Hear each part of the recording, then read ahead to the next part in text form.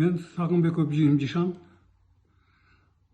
Талас областының Манас районындағы Покровка айылында жашайм.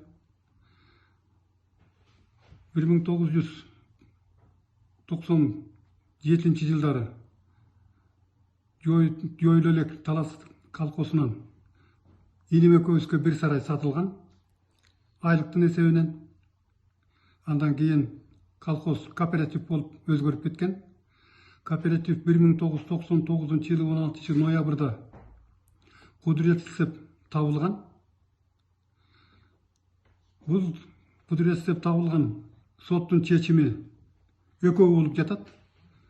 Бирөөгө Т06 122 99 С2 номердүү чечим.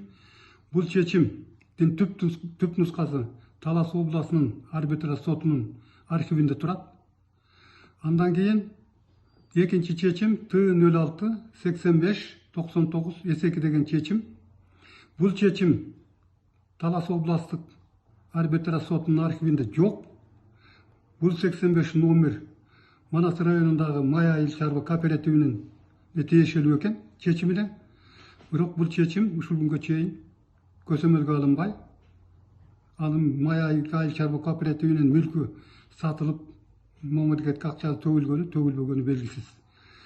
Ушул жок чечимдин негизинде Сулайманов Токтоназар келишим түзүп 2003 жылы июнь айында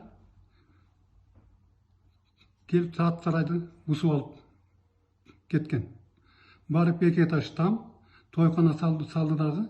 Ушул кезге чейин жылына 1,5 миллион сом каражат таап жатат. Бирок Сулайманов Токтоназардын бусуп алган ат сарайды сатып алгандыгы тууралуу документи жок, соттун чечими жок.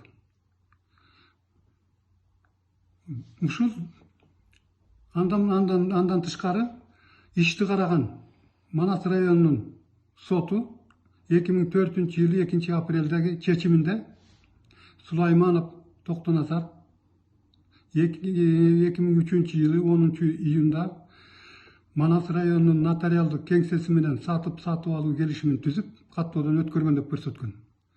Бирок бул чечим соттук иште да жок.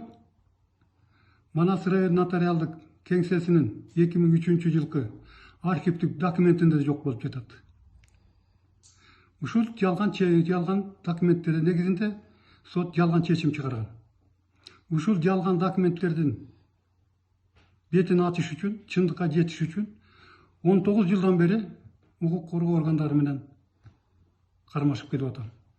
Бирок бир да жолу иш текшерилген жок. Манас Талас областынын арбитраж соту 85 номерлүү чечимди жок деп маалымат берип атат. Архивде 122 номер менен Талас айыл чарба кооперативи кудуретсиз деп табылгандыгын берип жатат.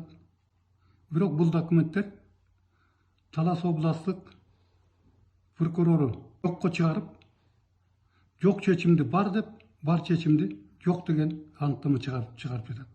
Андан тышкары 2004 жылкы 2 апрелдеги сот чечиминдеги сатып алуу келишими жөнүндө эч кандай маалымат дагы, текшерүү дагы, териштирүү да болгон жок. Мына бул жөнүндө башкы прокуратурага, коопсуздук комитетине,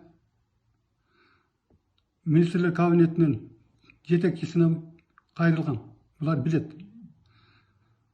Министрлер кабинетине кирип ушул жөнүндө айтайын деп барсам, кабыл албай койду. Көрсө, телевизордон чыгып, мындай чыкканда биз күнү түнү иштейбиз деп айтышат дагы, барса кабыл алышпайт экен. Мына ушуну менен иш чечилбей жатат. Ушул ишти документтер боюнча текшерип, чындыгын чыгарып берсе деп ойлойм.